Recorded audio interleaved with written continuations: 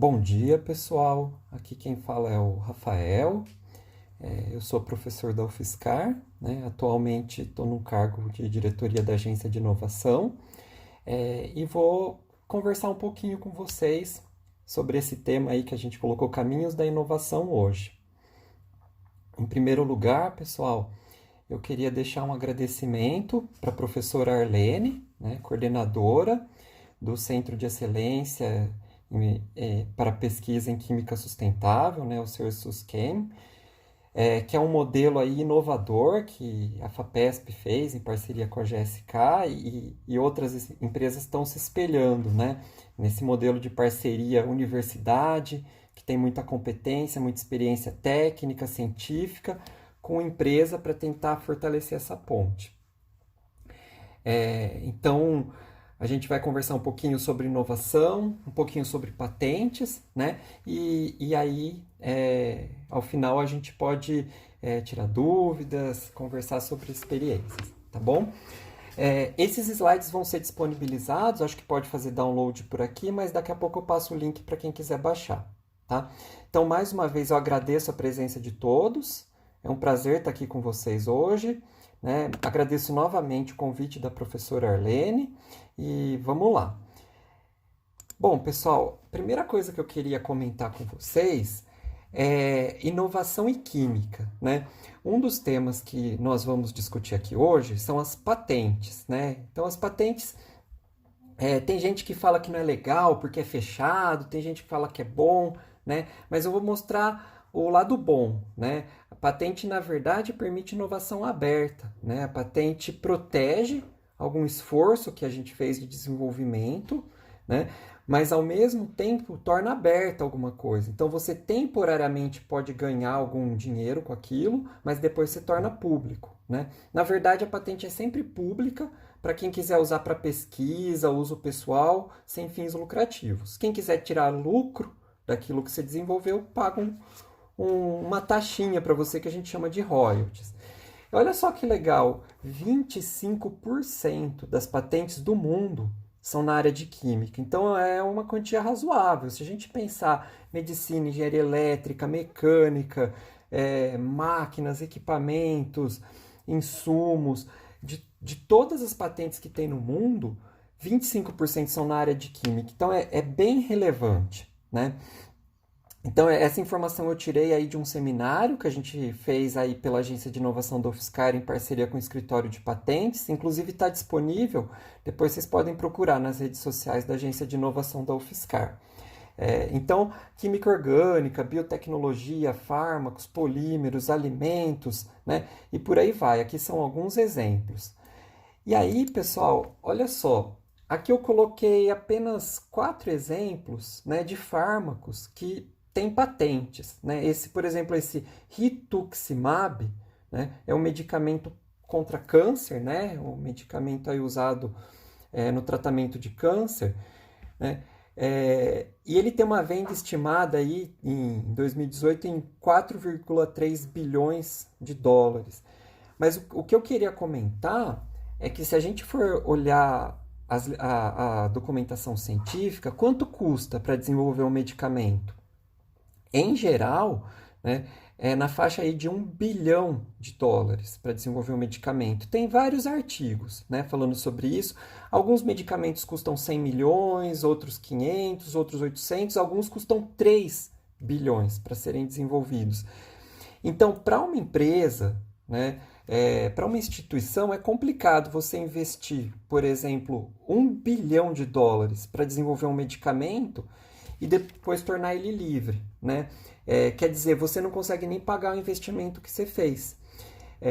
Então, claro, a patente permite que você tenha um monopólio daquilo, né? Aquilo que foi desenvolvido por você, você tem uma exclusividade por um certo tempo, e depois você torna aquilo público para quem quiser usar gratuitamente e abertamente. Então, é uma troca.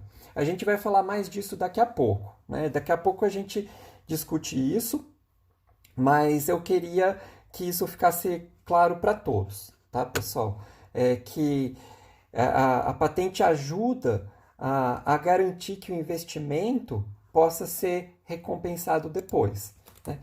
E aí eu queria, já que a gente está aqui para falar de inovação, é muito comum as pessoas associarem inovação a dinheiro, né? Puxa, olha aquela inovação, mas se não gerar nota fiscal, se não der lucro, não é inovação, né? Tem gente que fala isso. E aqui eu queria colocar uma visão diferente de inovação para vocês, né? Inovação tem várias definições, várias.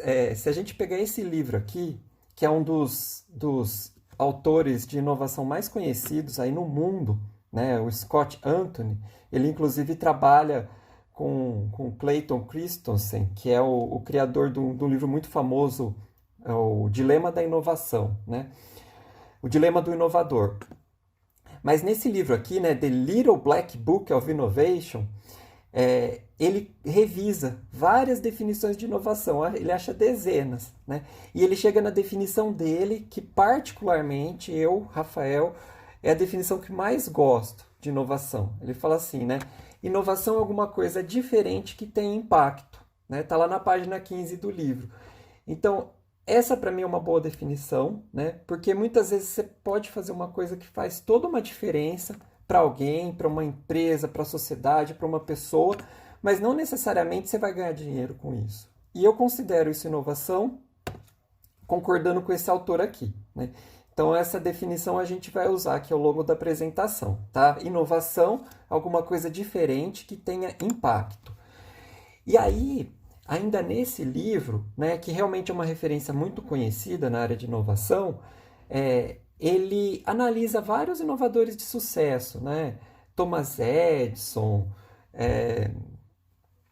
Steve Jobs e vários outros, e ele faz uma observação de que esses inovadores de sucesso, eles têm 4 características especiais, né? Eles perguntam, eles interagem, eles observam e experimentam, né?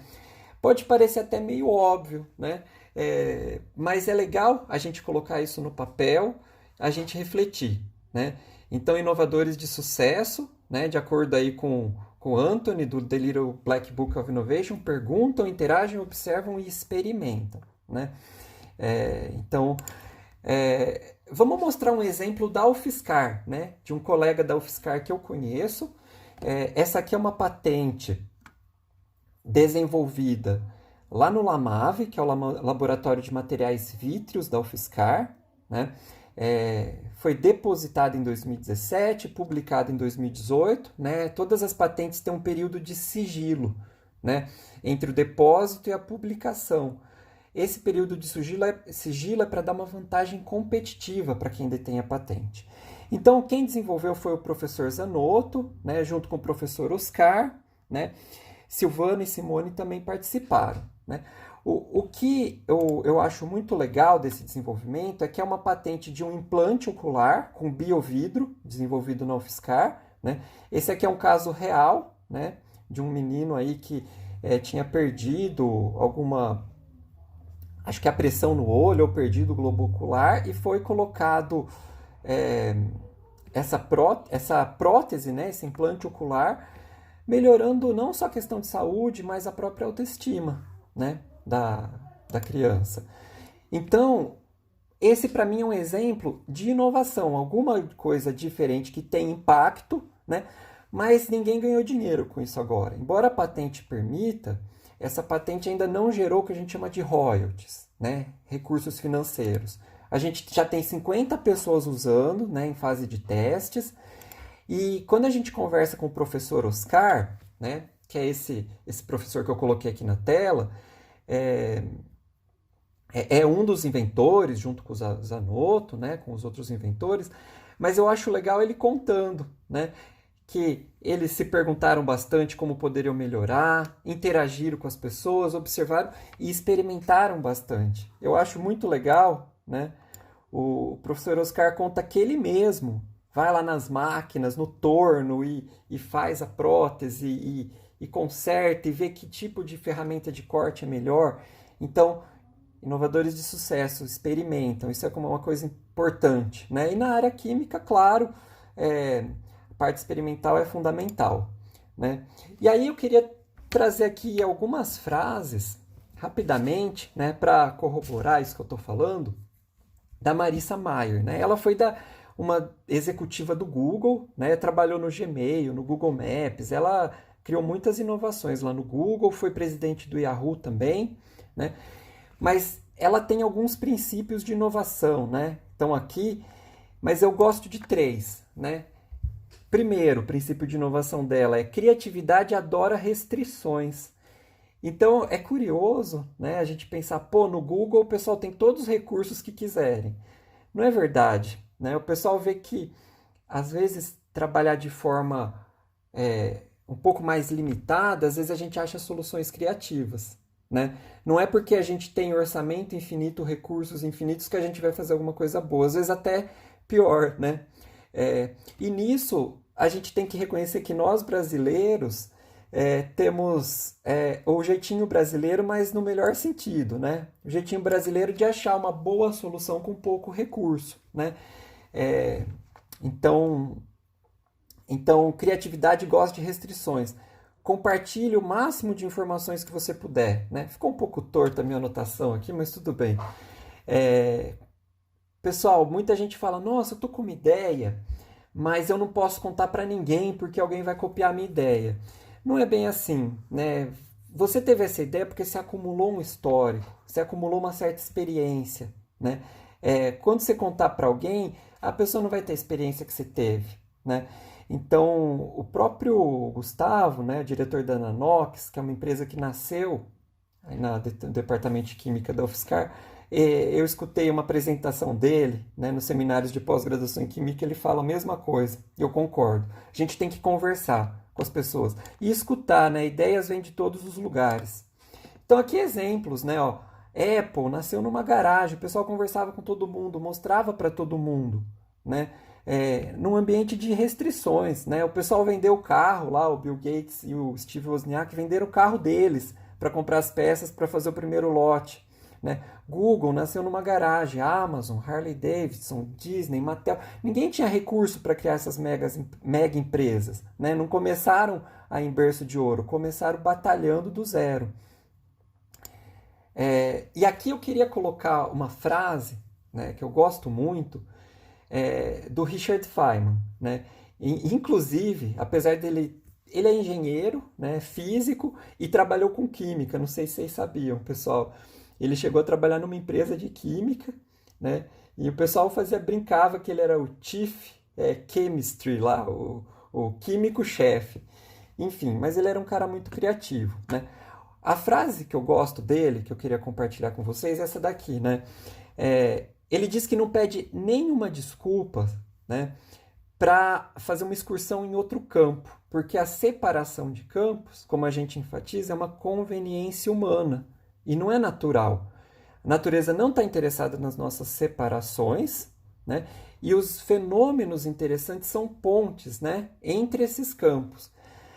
Ele escreve isso, né? Esse é o primeiro parágrafo do capítulo de um capítulo de física dele, né? Tem lá movimento uniforme, aceleração, de repente tem um capítulo que ele começa a falar do olho humano, o capítulo inteiro, né? Num livro de física.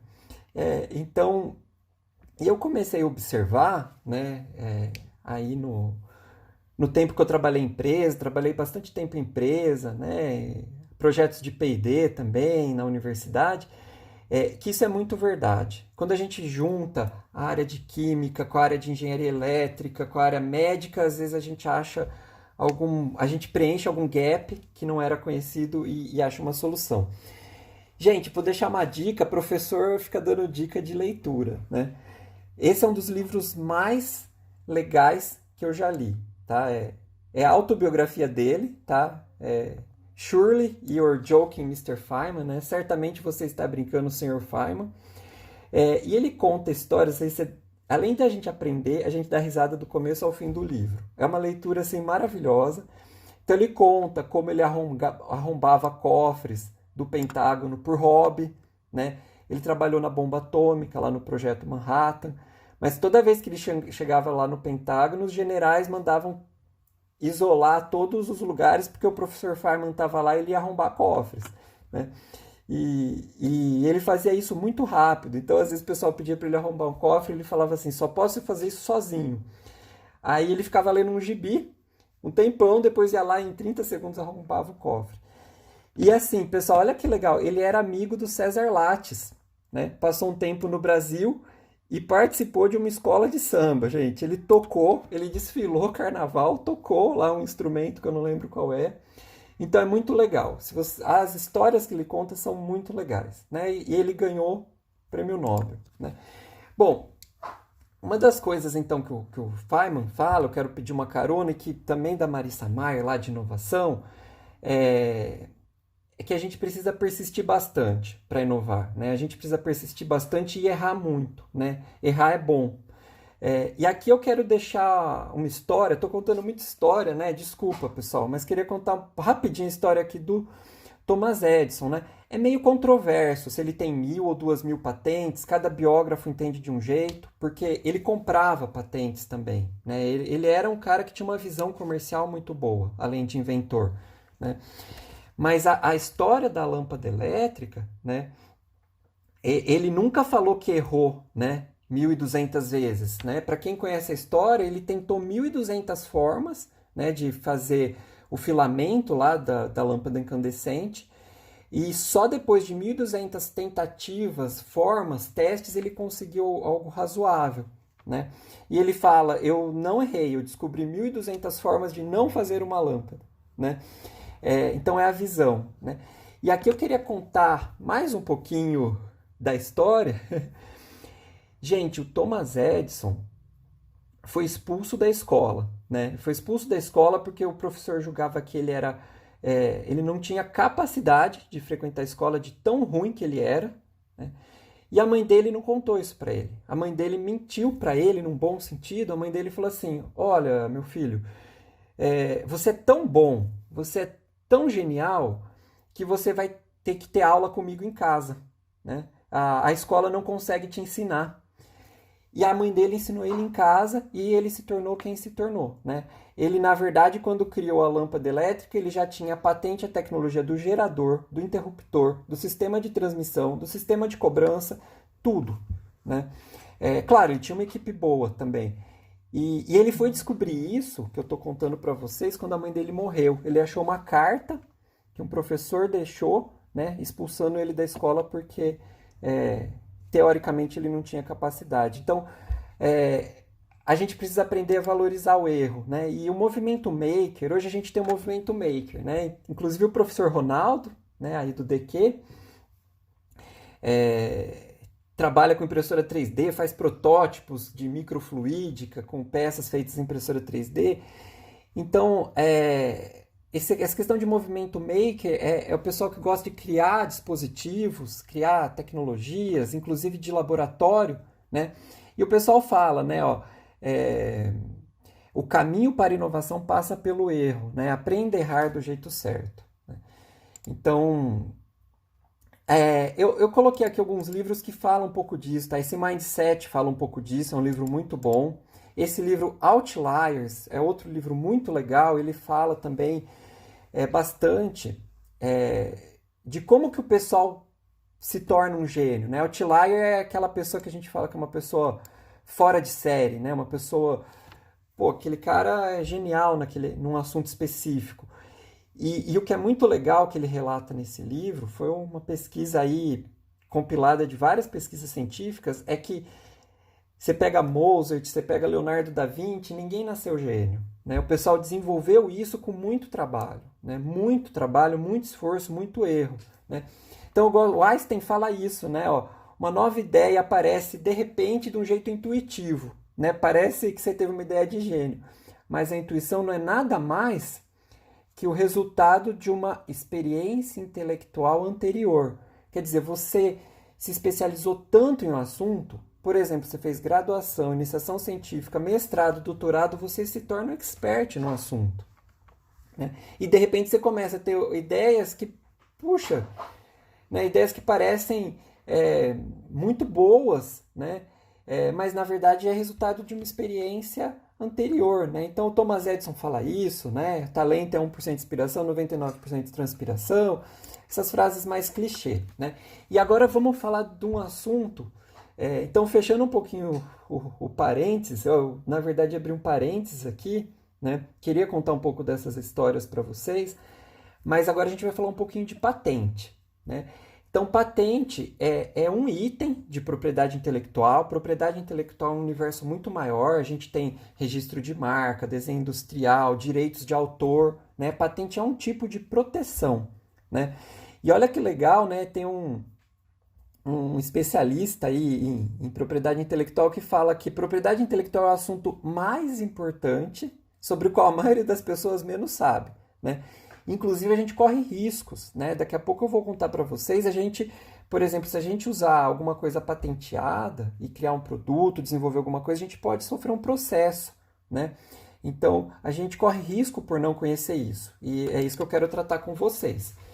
Então, gente, uma visão geral, né? Patente é um assunto extenso, mas eu vou dar uma visão geral em poucos minutos aqui, né?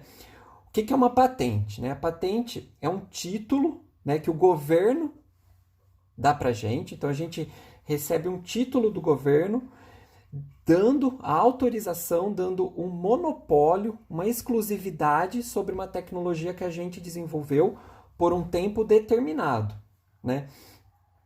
Para a gente patentear alguma coisa, tem que ter novidade mundial, né?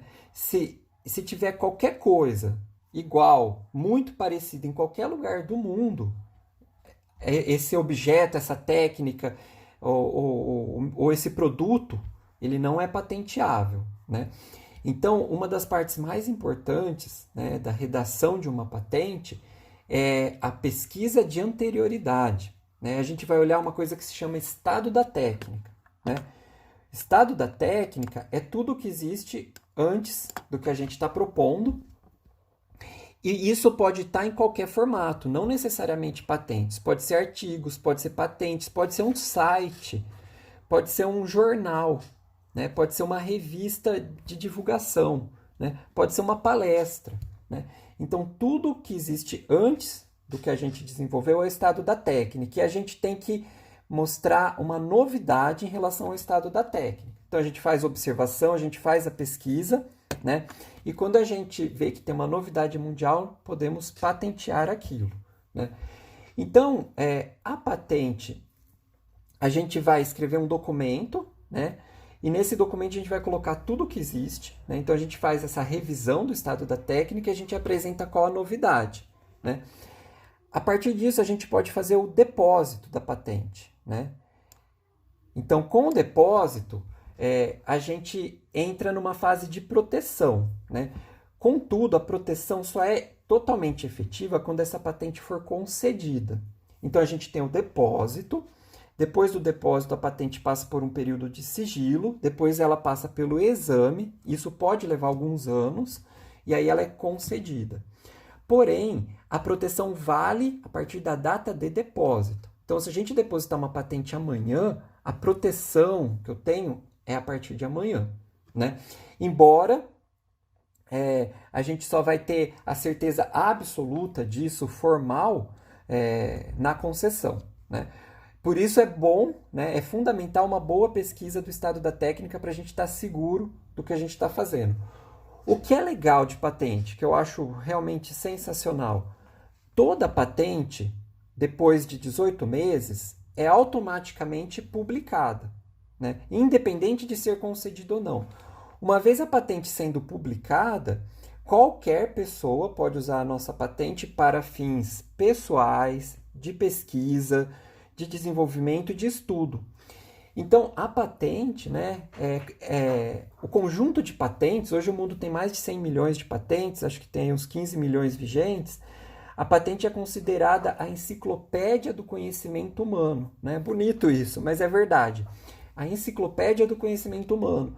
Você quer saber como que alguém desenvolveu uma droga, por exemplo, um processo químico na indústria, tudo que está patenteado, você pode ir lá e olhar. Por quê? Porque um dos requisitos para ser patenteado é a suficiência descritiva. né? Então, um técnico no assunto tem que ler a sua patente e ser capaz de replicar, né?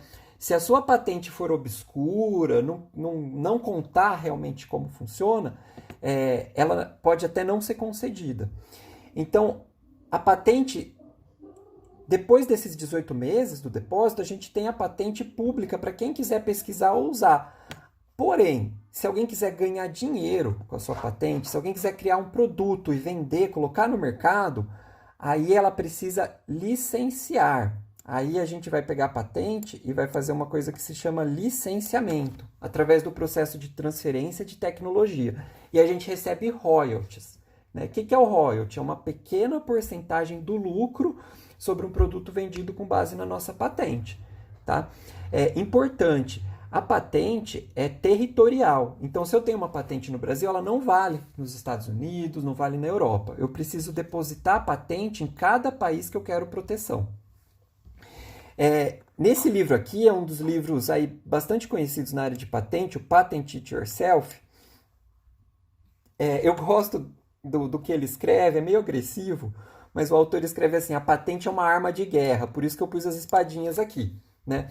Por quê? Você vai usar a sua patente se você quiser, vamos colocar assim entre aspas, discordar, brigar com alguém, né? Alguém, por exemplo, infringiu sua patente, né? Alguém está usando sua patente, está ganhando dinheiro com aquilo. Você pode usar a sua patente para impedir um terceiro de fabricar, comercializar, importar um produto que é objeto da sua patente, né? Então, o detentor da patente tem essa premissa. Pessoal, estou fazendo um resumo bem breve, né? A UFSCar tem uma política bem legal, né? Para quem é da UFSCar e está participando, né? A UFSCar divide os royalties em três, né? Então, 1/3 dos royalties recebidos ficam para a UFSCar, 1/3 vai para os inventores. Então, tem inventor na UFSCar que recebe bastante dinheiro em royalties e 1/3 vai para o departamento, né? Depois de um tempo que a gente teve esse monopólio, né, de 15 a 20 anos, dependendo do tipo de patente, a patente entra em domínio público e a gente não pode mais ganhar nada com essa patente, né?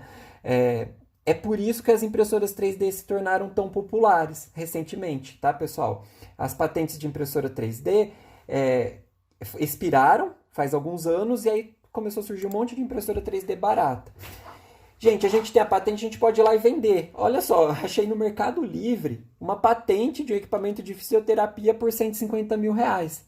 Então, a gente pode, inclusive, vender a nossa patente. A gente pode licenciar, receber uma porcentagem do lucro, ou vender a patente. A patente também tem muita informação técnica relevante. Então, aqui é um exemplo, ó, processo para amplificar sequências de ácidos nucleicos. Essa patente tem 10 mil citações, né? Citações da DuPont, citações da Pfizer, Harvard, MIT. Então, a patente é uma informação tecnológica muito relevante, né? Para quem faz mestrado, doutorado, se você pesquisa em artigos, olhe com carinho as patentes também. Pode ter muita coisa relevante, tá? Pessoal, esse aqui é um exemplo de uma patente desenvolvida aí, por alunos de iniciação científica, né, que eu participei, foram orientados meus, né? Então, 2 professores, 2 alunos, né? É uma patente que foi depositada em 2014, concedida em 2018, né? De uma luva que mede a pressão de frutas, para dizer se ela está com a maturidade correta para ser colhida, né? É só um exemplo que eu queria mostrar para vocês que é acessível desenvolver, escrever uma patente, né? A gente tem a agência de inovação da UFSCar para ajudar quem quer, né? Você preenche um relatório e a equipe da agência ajuda na redação, né? Então, mesmo iniciação científica é possível. É esse o recado que eu queria deixar, né? E aqui eu queria colocar uma outra visão para vocês, né? Não fui eu que escrevi o que vocês estão lendo aqui, tá? Eu tirei de um site aqui, de um artigo lá do Sesc. Não faça como Santos Dumont, né? Santos Dumont foi um ícone, né? A gente sabe, um inventor brasileiro que muito nos orgulha, mas ele sempre fez muita questão de não patentear nada, né?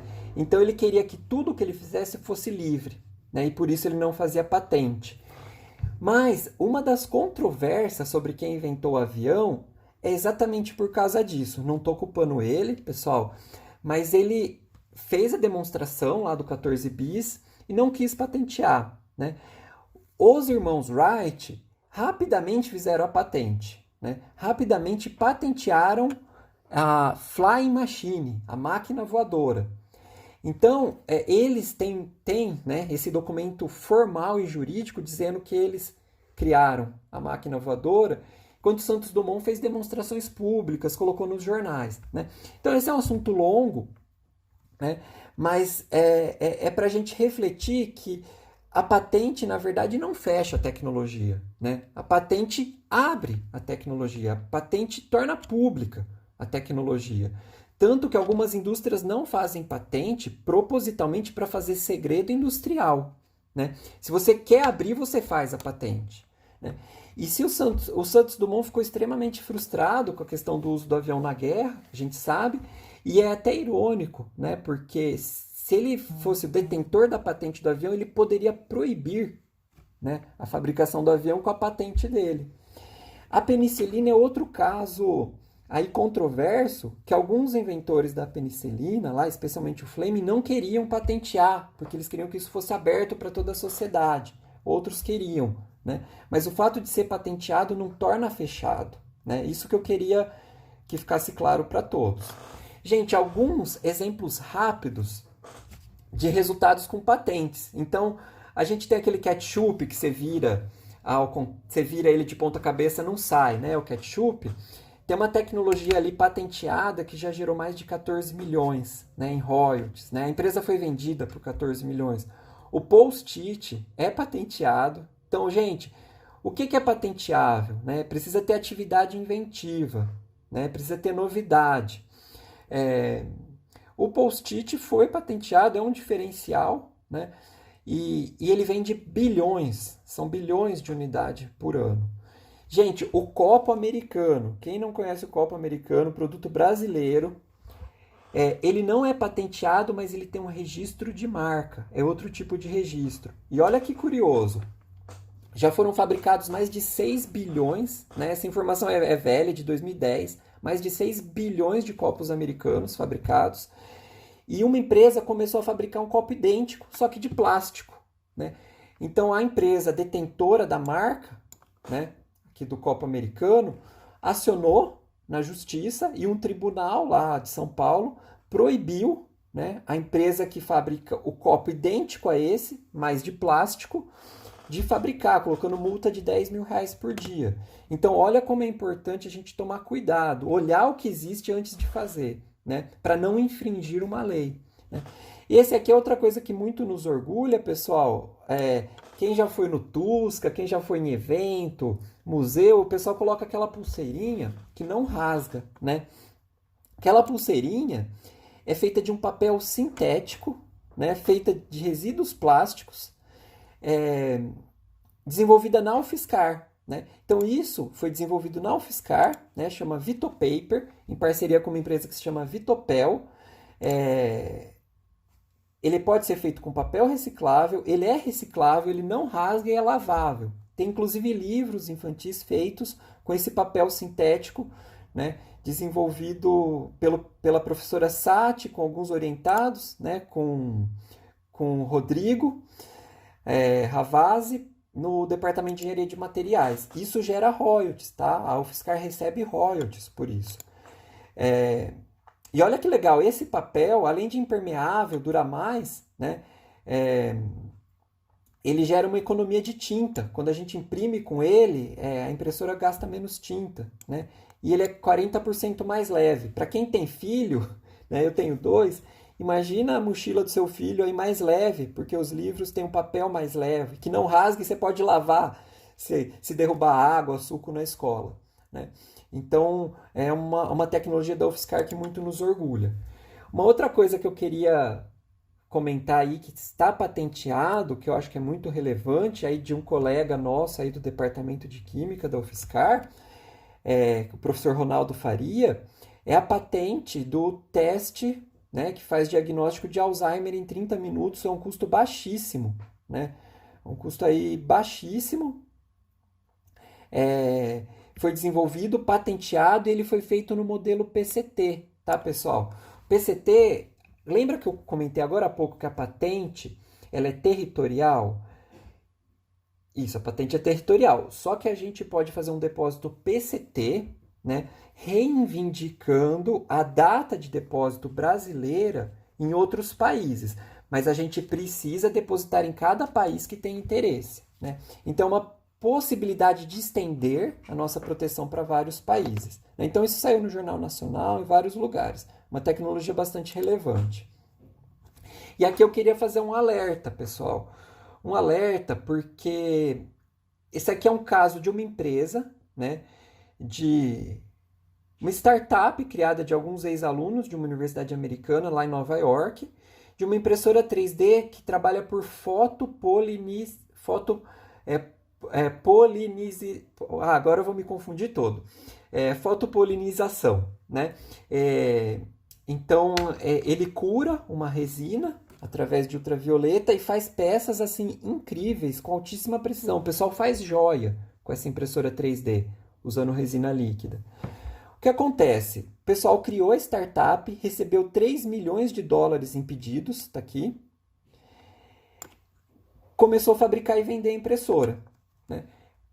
Até que então eles recebem uma cartinha de um advogado dizendo que eles violaram uma patente de uma multinacional. Então eles entraram num processo que a gente chama de litígio de patente. É um processo judicial, né? Em que alguém está te processando porque você está infringindo a patente dele, sem pagar os royalties devidos. Esses processos são caros, tá? São longos e são caros. Normalmente as empresas que não têm um suporte jurídico bom podem até quebrar. Isso está no documentário do Netflix, tá, pessoal? Se alguém tiver curiosidade, tem esse documentário no Netflix, chama Print the Legend, e ele conta um pouco dessa história. Então, por que é importante a gente trabalhar com patente, pessoal? Para nós nos resguardarmos, para a gente evitar um processo aí inesperado, né? Algum problema jurídico que talvez a gente tenha dificuldade em lidar. E também para conhecer o estado da arte. De repente, conhecendo o estado da arte, a gente tem uma ideia inovadora, né? A gente lendo bastante o que existe, a gente pode ter uma ideia inovadora. Então lembrem disso, pessoal. É importante respeitar o estado da técnica, é importante conhecer, né? E se você for criar um produto, é importante ver toda a anterioridade para não infringir uma patente e sofrer um processo, né? Esse caso aqui, as empresas fizeram um acordo, tá? Mas sempre custa muito caro, né? Pessoal, voltando ao DQ, estou falando muito do DQ merecidamente, que é uma referência, né? A gente tem o LIEC, né? Todo mundo conhece o LIEC, o CDMF, aí, coordenado pelo professor Elson Longo, com vários outros professores, né? Uma participação aí que eu tenho bastante interação com o professor Ernesto Chaves. E o LIEC fez algumas coisas muito legais com a empresa, isso é inovação, né? Aqui está o caso da CSN, né? Se alguém quiser conhecer mais, está lá no folder do LIEC, que eu coloquei o link. O desenvolvimento da tecnologia feita aí na UFSCar, pelo pessoal do LIEC, gerou economia de mais de 100 milhões ano para a CSN. E startups, né, empresas foram geradas, e aqui eu queria destacar a Nanox. Todo mundo deve conhecer, né? Agora na UFSCar a gente tem um cadastro das empresas filhas, né? Então aqui é uma lista de algumas empresas que nasceram de ex-alunos da UFSCar, que toparam participar dessa rede, né? Tem empresas aí sensacionais, e uma delas, essa última que eu marquei aqui, é a Nanox. Eu queria recomendar, para quem tiver um tempinho, assistir, né, o ciclo de seminários, né, do programa de pós-graduação em Química. O link está aqui embaixo, onde o diretor da Nanox, um dos fundadores da Nanox, o Gustavo Simões, conta a história, né? A história é muito legal. Então, 3 ex-alunos do DQ que trabalharam no LIEC, né, tiveram apoio inicial com o PIP, que é uma forma de apoio sensacional para quem está começando com novas tecnologias, né? A partir do mestrado do Gustavo, e começaram a desenvolver tecnologias, né? Várias eram excelentes, mas não tiveram mercado. Não, então isso é importante, o Gustavo fala isso. É até triste se a gente pensar bem, mas tem um fundo de verdade. Às vezes você tem uma tecnologia maravilhosa, né? Mas a questão dos contatos, do mercado, da abordagem do mercado faz muita diferença, né? A tecnologia é só uma parte do negócio. Então hoje eles têm negócio de sucesso em embalagens, né, bactericidas que aumentam muito a vida útil de produtos. É, então, com essa experiência que eles já tiveram, em pouco tempo, cerca de um mês e pouco, eles desenvolveram uma máscara, né, uma máscara que elimina, né, o Covid-19 por contato. É, então foi um desenvolvimento muito rápido com a experiência que essa empresa tinha, né, saiu até no Jornal Nacional. E é outra coisa que orgulha aí a UFSCar e o DQ, o LIEC, né, o CDMF, porque nasceu com apoio da universidade, né? Se o pessoal não tivesse tido acesso ao conhecimento, ao aprendizado na UFSCar, talvez eles não teriam criado a empresa nesse modelo. Pessoal, a gente tem outras spin-offs, né? Esqueci de comentar. A gente chama a Nanox de uma spin-off, né? O que é spin-off? É uma empresa que nasceu de dentro de um laboratório da universidade, né? Então, a Nanox acabou nascendo de ex-alunos, né? A Vetra também, que trabalha com biovidro, né? Materiais odontológicos e medicina, né? Nasceu de ex-alunos do Lamave. Essa aqui é uma outra empresa filha, spin-off, a TCP. Eu acho legal que no site da empresa está escrito, né? A TCP Engenharia Física é uma spin-off da Universidade Federal de São Carlos, né? Então tá aqui o Henrique. O que eu acho legal é ele trabalhou em iniciação científica e TCC nesse dispositivo que foi patenteado e hoje a empresa dele vende esse produto em nível mundial com uma tecnologia desenvolvida em parceria com a UFSCar enquanto ele era estudante, né?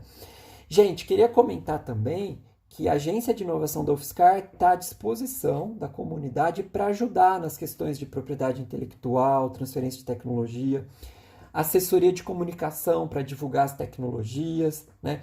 Então, a parte de EPI a gente tem a Nayara, transferência de tecnologia a gente tem a Patrícia, tá? A gente tem a Tati aqui para ajudar a divulgar as tecnologias. Então, ela faz uma articulação, por exemplo, a patente lá do teste do Alzheimer foi para o Jornal Nacional, né? Articulação de negócios e questões de empreendedorismo, tá?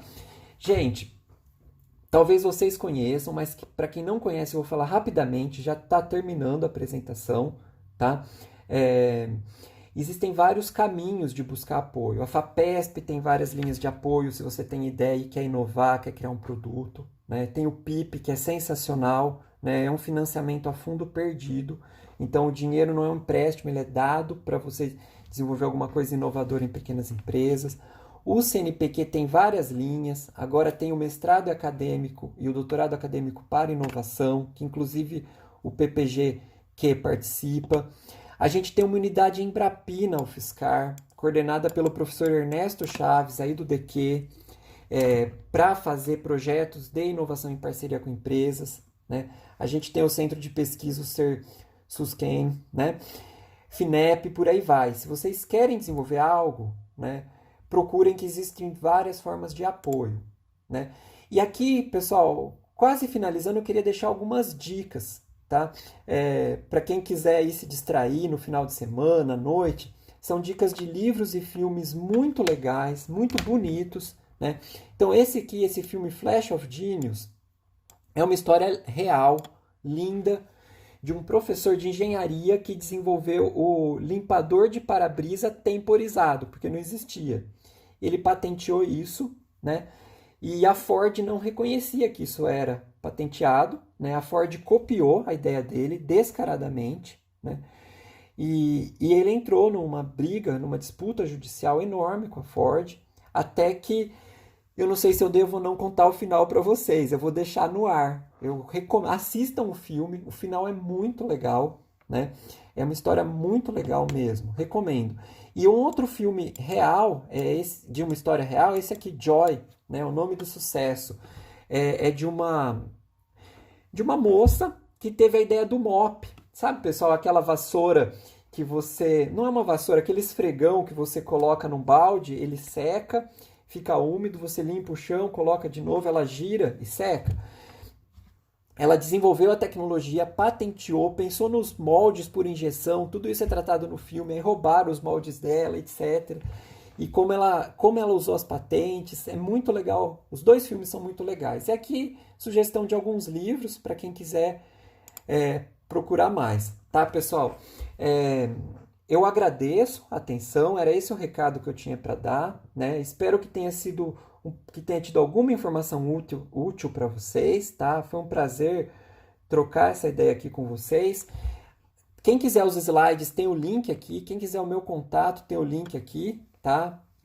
Pode escanear o QR Code ou pegar o link.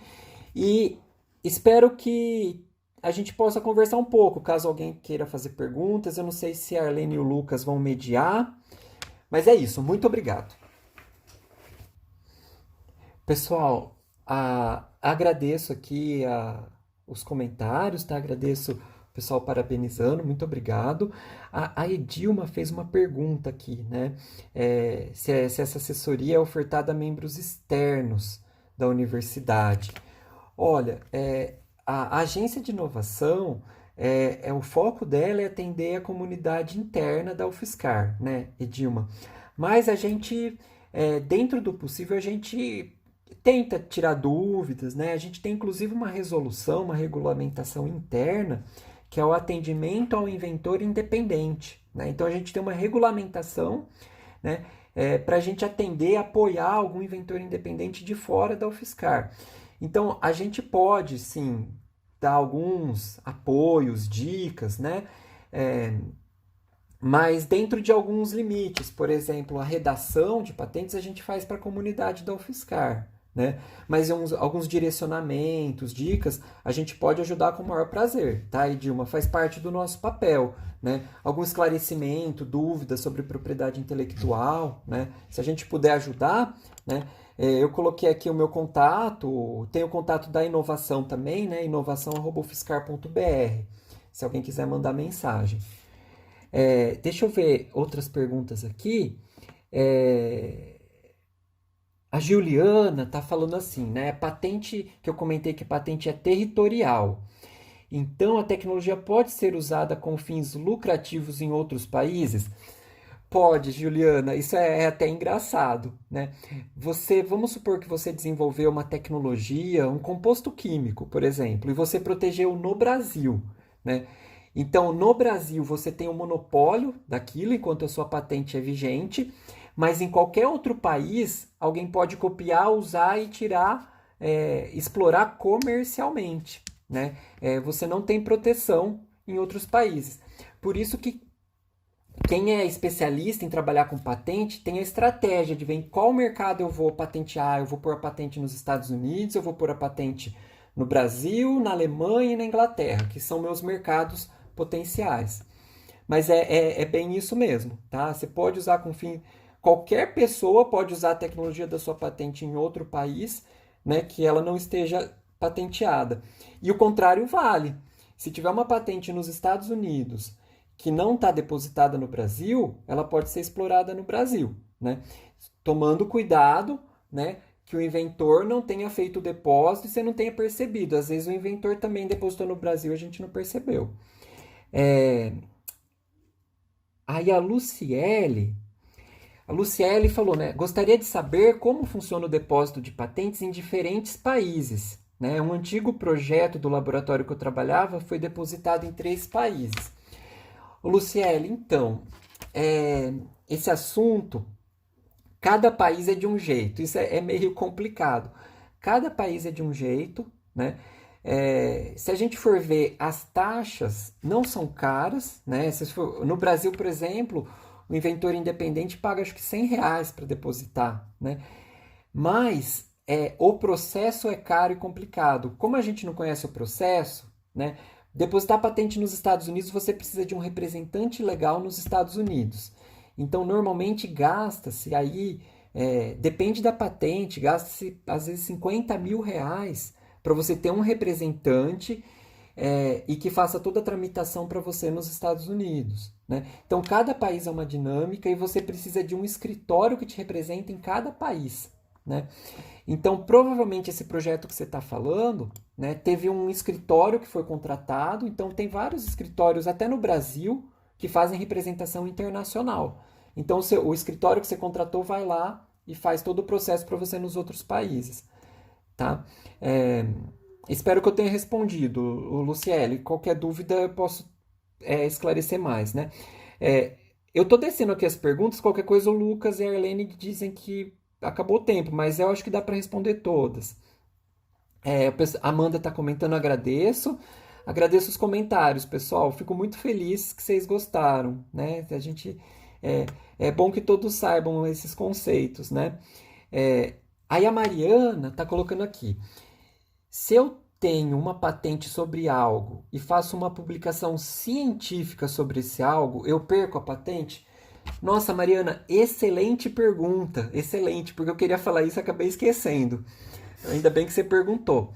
Não, na verdade, Mariana, isso é comum, tá?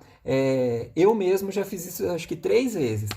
Você pode patentear alguma coisa e publicar um artigo científico exatamente com o que está na patente no dia seguinte, né? O pessoal de universidades americanas, MIT, Berkeley, Harvard, fazem muito isso. Tem até artigo que você olha o artigo e no artigo tem lá no cantinho, este artigo é referente a alguma coisa, patente número tal, depositada em tal data. Então, o que é importante? É que a patente seja depositada antes da publicação do artigo. Isso é fundamental. Se o artigo sai antes da patente, né, você não consegue patentear, porque o artigo é anterioridade, né? É engraçado, a gente mesmo, né? Eu tenho vários casos, a gente achou vários casos de patentes indeferidas, que é não concedidas, por causa de um artigo anterior do próprio inventor da patente. Então, quando o pessoal faz a análise técnica, né? Eles olham assim, o que tem antes? Aí, a primeira coisa que os revisores fazem é olhar artigos do próprio inventor, porque é muito comum você estar patenteando algo que você já colocou num artigo. Então, respondendo de novo para a Mariana, pode, né, e deve, né? É muito comum isso, e isso, inclusive, é uma forma de multiplicar aí a nossa capacidade de publicação. Você pega alguma coisa que você desenvolveu como patente, então você tem a proteção comercial, e aí ainda você pode dar um viés científico, de repente colocando alguns experimentos que não tinha na patente, uma análise, etc. Então, é uma ótima abordagem, tá? Então, respondida a pergunta da Luciele. Ok, pessoal, acho que se não tiver mais perguntas, o Lucas está falando para encerrar.